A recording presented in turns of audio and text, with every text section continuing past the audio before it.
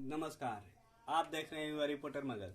इस वक्त की सबसे बड़ी खबर हम आपको ये बता दे रहे हैं कि आरजेडी और कांग्रेस की जो गठबंधन की बात थी, इंडिया गठबंधन की बात थी, इंडिया ब्लॉक की जो बात हो रही थी, ये गठबंधन की बात सीट शेयरिंग में आकर अटक जाता है और ये बात यहाँ तक पहुँच जाती है कि अब चर्चा तक नहीं हो रहा है। आरजेडी के तरफ से कहा जा रहा है कि हम आपको जो सीट दे रहे हैं इस पे रख लीजिए।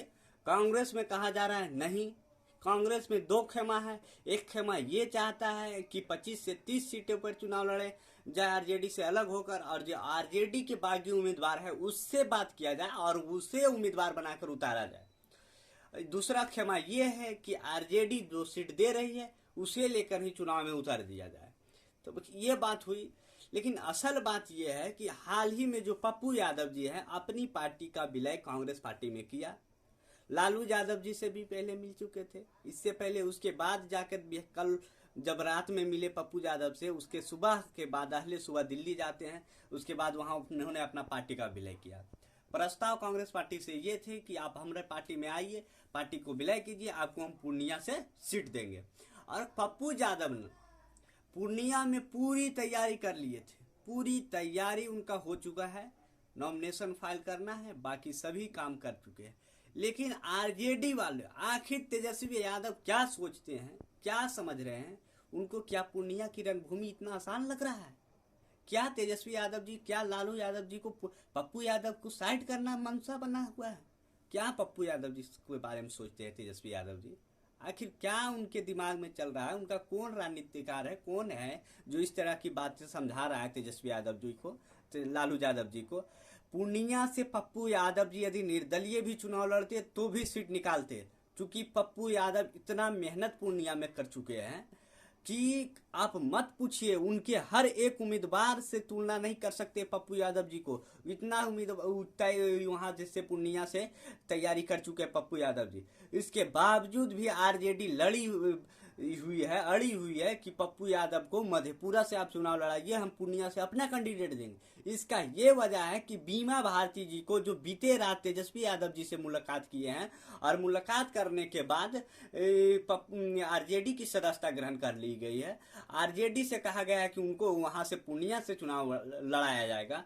तो यहीं जाके मामला फंस जाता है। पप्पू यादव जी का एक ट्वीट आता है, मर जाएंगे, कांग्रेस में रहेंगे, मिट जाएंगे, पूर्णिया नहीं छोड़ेंगे। इस तरह सा ट्वीट कुछ है, आप स्क्रीन पे भी देख रहे होंगे। तो ये क्या दर्शा रहा है? क्या कांग्रेस और राजद में कुछ बन नहीं रही है? क्या तेजस्वी यादव जी को ऐसा लग रहा है कि हम अकेले अपने दम पे चुनाव लड़कर सीट निकाल लेंगे? क्या ये पप्पू यादव को, क्या जदयू के जो हमारे सोर्स बता रहे हैं, जदयू इस बात से खुश हो रही है? जदयू पार्टी जो है, वहां की लीडरशिप है, ये खुशी जाहिर कर रहे हैं कि वहां से पप्पू यादव कांग्रेस के टिकट से लड़ जाए और आरजेडी बीमा भारती को टिकट दे दे, हमारा कैंडिडेट आराम से निकल जाएगा। क्योंकि जदयू को ये भरोसा थी कि यदि पप्पू यादव जी वहां से चुनाव लड़ते हैं तो उनकी हार निश्चित है, जदयू के जो उम्मीदवार हैं। लेकिन उसके बाद भी पप्पू यादव जी को दरकिनार किया जा रहा है। आखिर तेजस्वी यादव जी की क्या रणनीति है? ये क्या दर्शाता है? तेजस्वी यादव जी, आप भले आपको जनता की समर्थन है, लेकिन आप पप्पू यादव जी जैसे लीडर को यदि दरकिनार करके हमेशा देखते चले जाएंगे, अभी आपकी बहुत ज्यादा सारे लोकप्रियता नहीं हुई है, आप बिहार में स्थापित भी नहीं हो पाए हैं। लेकिन यदि आप अभी से इस तरह की बात स्टार्ट कर देंगे, आप देखिए ना, आप तो कहते थे ना कि हमें जीत की चाहिए, जीतने के लिए चाहिए, एक सीट इधर उधर नहीं देखना है। फिर पप्पू यादव जैसे मजबूत कैंडिडेट को आप क्यों वहां से हटाना चाहते हैं? इतना बीमा भारती इतना प्रभावशाली है कि मधेपुरा पूर्णिया की रणभूमि में उतर कर वो ताकत आजमा कर अपना चुनाव निकाल सकती है। आपके टिकट के बगैर वहां से बीमा भारती जी कुछ नहीं कर पाएगी। ये वजह ये है कि आप सिंबल देंगे तो आपके जो वोटर हैं उनको वोट करेंगे, तब कुछ वोट आ सकता है। लेकिन पप्पू यादव जी वहां से इतना मेहनत कर चुके हैं, इतना लगाव बना लिए हैं कि पप्पू यादव जी अभी के अभी निर्दलीय भी चुनाव में उतर जाए ना, तो वहां से अच्छों को पानी पिला देंगे। पप्पू यादव जी अकेले दम पे वहां से बता दे रहे हैं, हमारे सोर्स बता रहे हैं, सूत्र बता रहे हैं कि अकेले सीट निकालने के दम रख रहे हैं। पप्पू यादव जी का ये ट्वीट भी आया है, इसी ओर दर्शा रहा है। तो तेजस्वी यादव जी को इस बात पे सोचना चाहिए। आज सा परिवार तेजस्वी यादव जी, लालू यादव जी दिल्ली जा रहे थे। वो एयरपोर्ट पे मीडिया के लोगों ने जब सवाल पूछा तो इस पर कोई जवाब नहीं आया।